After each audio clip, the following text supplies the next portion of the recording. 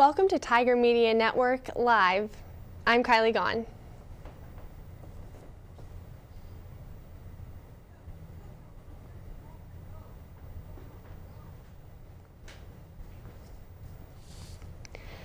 In our top story tonight, Student Government Association President Christopher Roberts was arrested at approximately 4 a.m. Sunday morning in response to a domestic disturbance call placed to the Hays Police Department. Roberts released a letter yesterday on the Fort Hays State SGA website stating that no official charges have been filed at this time, and stated his apology along with his intention to continue to serve as SGA president. This is Roberts' first academic year as president and his third year in SGA. In response to the Kansas House Bill 2453, members of the Fort Hays State Gay-Straight Alliance spoke with members of the Student Government Association last Thursday planning to hold protests of the bill. The legislation, if passed, would protect businessmen or individuals choosing to discriminate against people based on their sexual orientation. State Representative Sue Boldra, who represents Hays as part of the 110th District and is also a current faculty member of Fort Hays State, voted in favor of the legislation. Quickly following the vote, concerned citizens took to protest through phone calls, letters, and social media. In response to the negative press, Boldra released a response on her Facebook page defending her vote and the position of the Republican Party.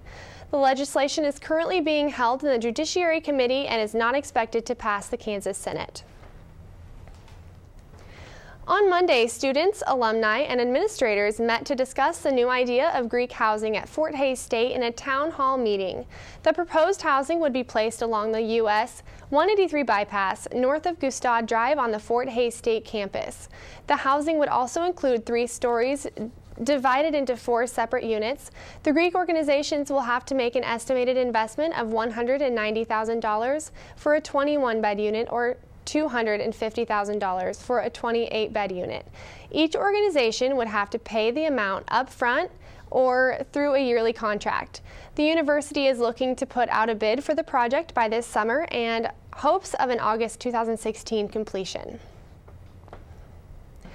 Volunteer Income Tax Assistance, or VITA, is a program for accounting students wishing to help other students and community members file their tax returns. Students participating will gain experience for their resume helping people in need of assistance. The VITA dates remaining in February are the 25th and 26th. Available by appointment from 5:30 to 7:30 and available on the weekends of February 22nd and March 1st. Available by appointment from 12 to 2 and walk-ins available from 2 to 4. The program is located in McCartney Hall on the Fort Hays State campus. To schedule an appointment, call the Department of Economics, Finance, and Accounting at 785-628-5805. Tuesday was mock interview day on the campus of Fort Hays State. Mock interview day is a day where students can gain valuable interviewing skills by practicing with professional recruiters. Interviewers are available for both education and non-education majors from freshmen to seniors. If you missed the mock interview day, you may set up a practice interview through Career Services. And to make an appointment, call 785-628-4260. Over the past couple days, Model United Nations students have been participating in this year's Midwest Model UN in St. Louis, Missouri. Model United Nations is open to all majors and is an educational activity where students role play as United Nations delegates addressing worldwide issues. The event is held until Saturday. For more information about Model UN, contact Dr. Kurt Brungart. This Saturday, Tigerland is hosting another event in the series with food, fun, and gaming. The tournaments for Tigerland include Halo 4, League of Legends, Pokemon XY, and Super Smash Bros. Dedicated projectors will be provided, but participants may bring game consoles to use with the provided projectors. And players are asked to bring computers and headphones to participate in PC gaming. The event starts at 1 p.m. Saturday with an entry fee of $15 at the door and will be located in the Black and Gold room in the Memorial Union. The next Fort Hays Encore Series event will blend 1940s jazz club with the voices of Ella Fitzgerald, Billie Holiday, Rosemary Clooney, and many more, with Jamie Paul in at last. At Last is a tribute to the great singers of our time. Jamie Paul and her jazz combo, led by husband Leif Shires, delivers a tribute of an era that will take you back in time. The event will be held Tuesday at Beach Schmidt Performing Arts Center from 7:30 to 9:30. Tonight, the Fort Hays State Department of Political Science and the American Democracy Project is hosting the event Inequality for All. At the event, the film Inequality for All will be shown, demonstrating how the income gap has a devastating impact in the American economy. After the film, there will be a live webcast conversation with the author Robert Reich. The event will start at 5:30 and is located in the Stouffer Lounge in the Memorial Union. Last Thursday, the Fort Hays State Science Cafe hosted Evolutionary Economics with Assistant Professor of Psychology, Trey Hill. Hill talked about what Darwin might tell us about the motivations to make risky financial decisions. And make sure you save the date, because Wednesday, March 12th at 7 p.m. at the Robins Center on the campus of Fort Hays State, journalist Chris Mooney will be coming to Hays to celebrate the 50th Science Cafe. In his presentation, The Science of Why We Don't Believe in Science, Mooney describes his major findings over the last 3 years. The event is open to the public. The Fort Hays State Student Alumni Association, Tigers Forever, invites alumni, faculty, and students to participate in the fundraising event Sunday at Gella's Diner in downtown Hays. The tournament will feature 2 brackets, one for students and one for faculty. The registration donation of a 2-person team is $15 or $10 for singles. The winner will receive a Fort Hays State-themed gift. The event starts at 3, and to register, contact the alumni office at 785-628-4430. Yesterday, Career Services hosted the 2014 Spring Career and Internship Fair at Gross Memorial Coliseum on the campus of Fort Hays State. Career fairs allow students to meet multiple employers in one location and provide an informal professional setting to expose students of all majors and class levels to careers, internships, and full-time employment. This past weekend, Fort Hays State hosted another family weekend where parents and family members visited the campus of Fort Hays State. Attendees had a list of events to choose from. The event started Wednesday with a tour of Sternberg Museum and Glee star Lauren Potter's speech. Thursday was the film series The Butler, and Friday was the Residential Life Little Sibling Weekend. Saturday events kicked off with coffee at Starbucks, a parents' recognition brunch, and Fort Hays State men's and women's basketball games. Finally, the weekend came to an end on Sunday with the encore series performance of The Addams Family. Sunday, the Center for Student Involvement will be hosting the event Gospel Extravaganza at Beach Schmidt Performing Arts Center. The performance will consist of gospel, contemporary Christian, Southern gospel, praise and worship, and traditional music styles. Music will be provided by Levi Stevens. Stevens grew up in the Washington area, and his musical roots began in the church where he sang and played piano. The Gospel Extravaganza is from 6 to 8 and is free to the public. That will do it for news for today. Up next, sports with Tyler Parks.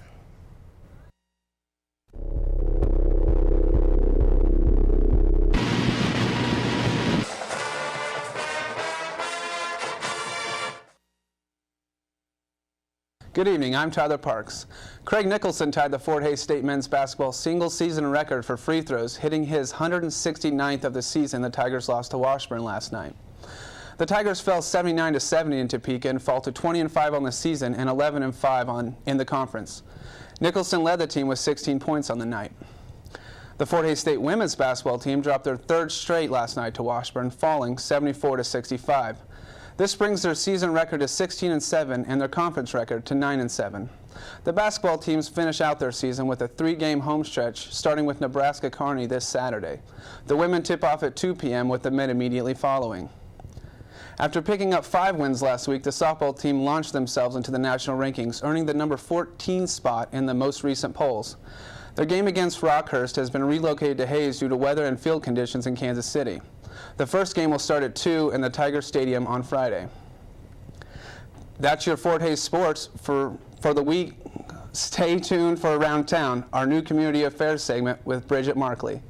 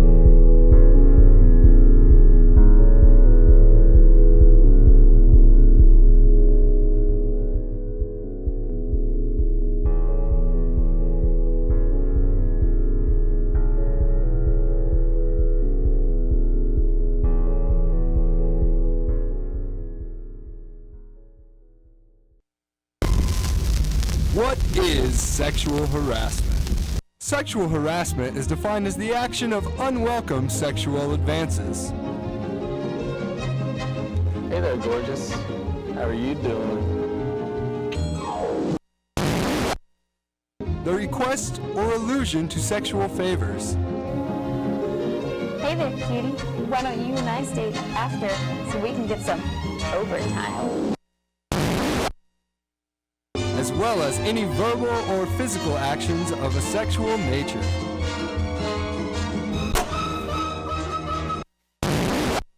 Sexual harassment is really no laughing matter. You can lose your job or even face prosecution. Be smart and keep things polite in the workplace. Your coworkers will thank you for it.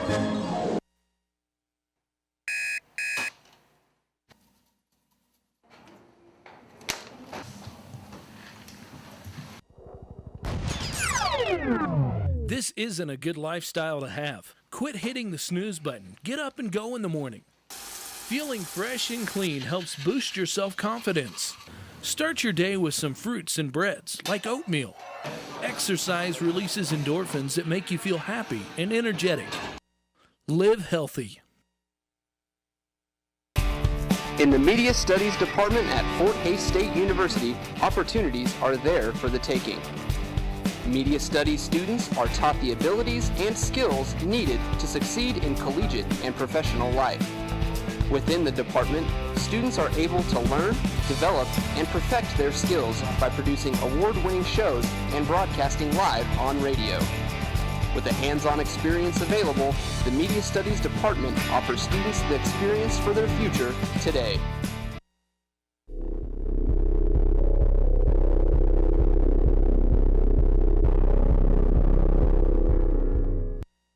And around town today, we are talking to Beth Pfeiffer, Director of the ARC, located here in Hays.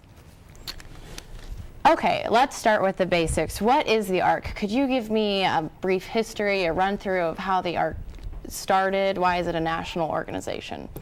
Well, the ARC started at the national level in the 1960s. It was part of the grassroots movements.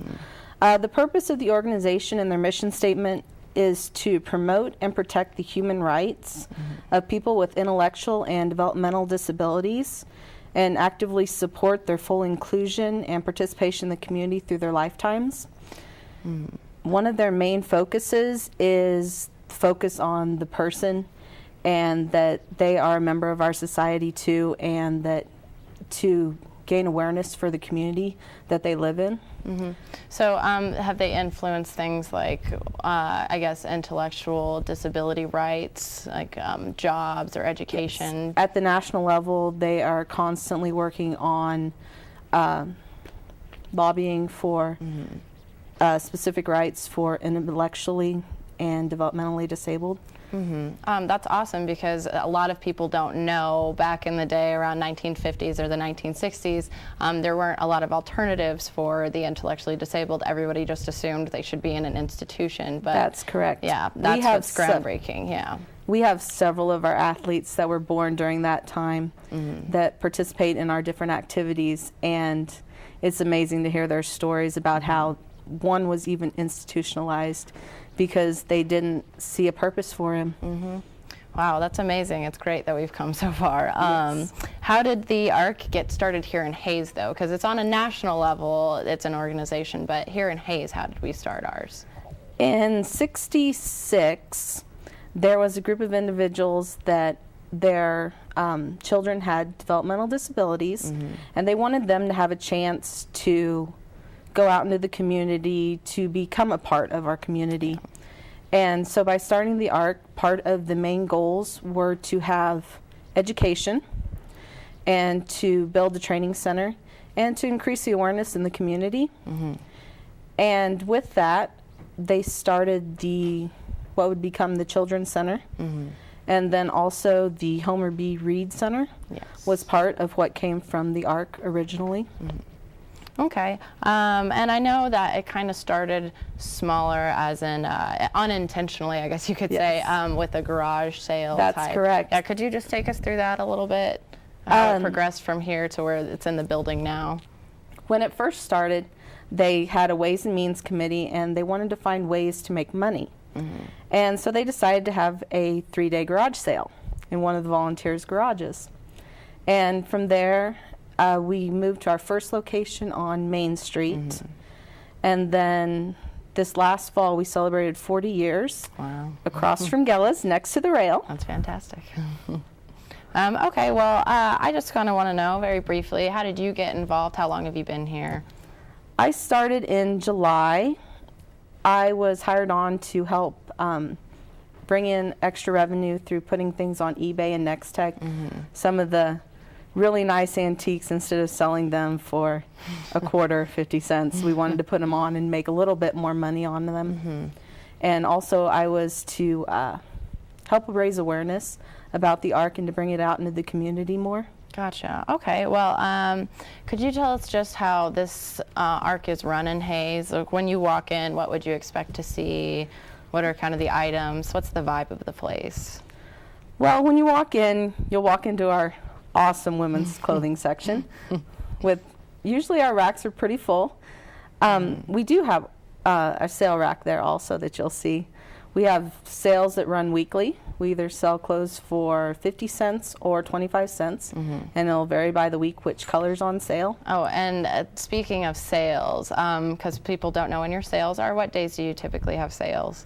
We sales will start on Friday and they'll run through Thursday, and then the next sale will start on Friday and run through Thursday. Okay, and what are the hours that you guys operate?